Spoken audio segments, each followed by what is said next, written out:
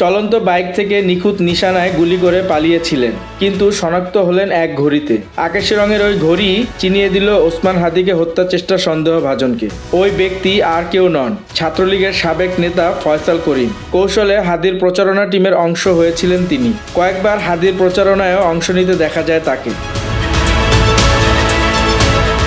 হাদিকে হত্যা চেষ্টার ওই ঘটনার পর বেশ কয়েকটি ছবি সোশ্যালে ছড়িয়ে পড়ে। সেগুলো বিশ্লেষণ করে বিভিন্ন সময় সন্দেহভাজন ফয়সালের হাতে আকাশি রঙের ওই ঘড়ি দেখা যায়। ওই ঘড়ির সঙ্গে হাদির পাশে বসা যুবকের ঘড়ির হুবহু মিল রয়েছে, কিন্তু আগের ছবিগুলোতে ফয়সালের চুল বেশ লম্বা, তবে হাদির পাশের যুবকের চুল ছোট। কেউ কেউ বলছেন 5 আগস্টের পর বিভিন্নভাবে নিজের চেহারায় পরিবর্তন করেছেন এই ফয়সাল।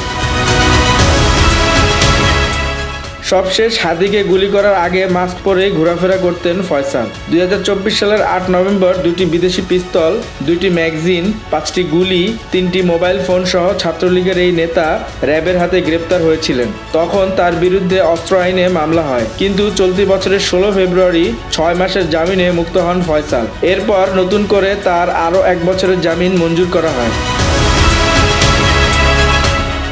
সেখান থেকে বের হয়ে মূলত মিশনে নামেন ফয়সাল। এরই মধ্যে ডিএমপি তার 2টি ঝাপসা ছবি দিয়ে ফেসবুকে সন্ধান চেয়ে পোস্ট দিয়েছেন। সেখানে অবশ্য কারো নাম উল্লেখ করা হয়নি, তবে তারা যে ছবি দিয়েছে তা ফয়সালের বলেই ধারণা অনেকের।